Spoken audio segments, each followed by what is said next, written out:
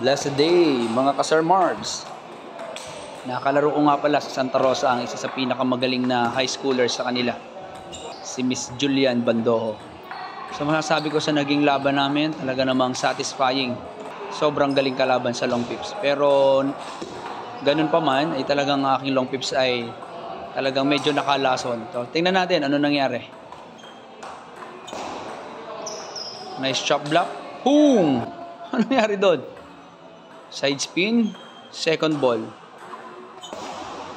Then chin up block. Hinabol. Ganda.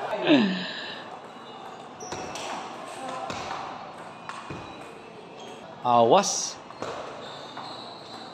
Talagang long pips pag ibinangga mo, talagang kung ano nung nangyayari sa ikot, yun, laglag, higpit.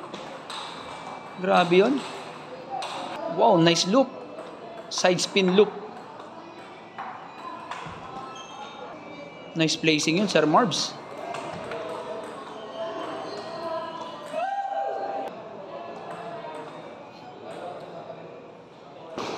Nakaunang set si Sir Marbs. Tingnan natin ano mangyayari.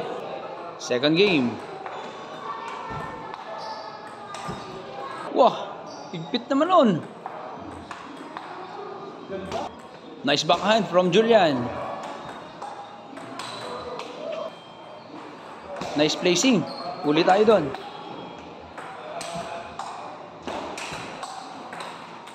Wow naman. Tibay naman ni Sir Marbs. Bumalik lahat ha. Nangyari doon. Side spin. Chop. Forward sa backhand. Natapyas. Nag-shoot pa. Bumalik ulit. Bumalik ulit. Naku po. Napasipaan. Nice one, Sir Marbs. Nice second ball. Awas naman. Gulo ng long pips na yan. Grabe talaga.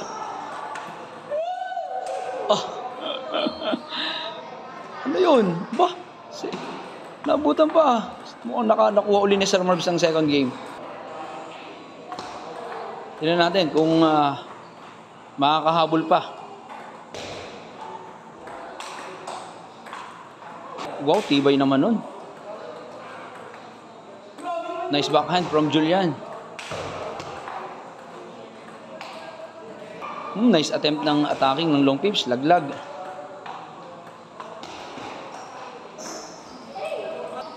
Grabing absorb yun. Sumipa.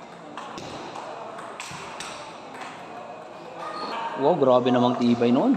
Makabalik talaga.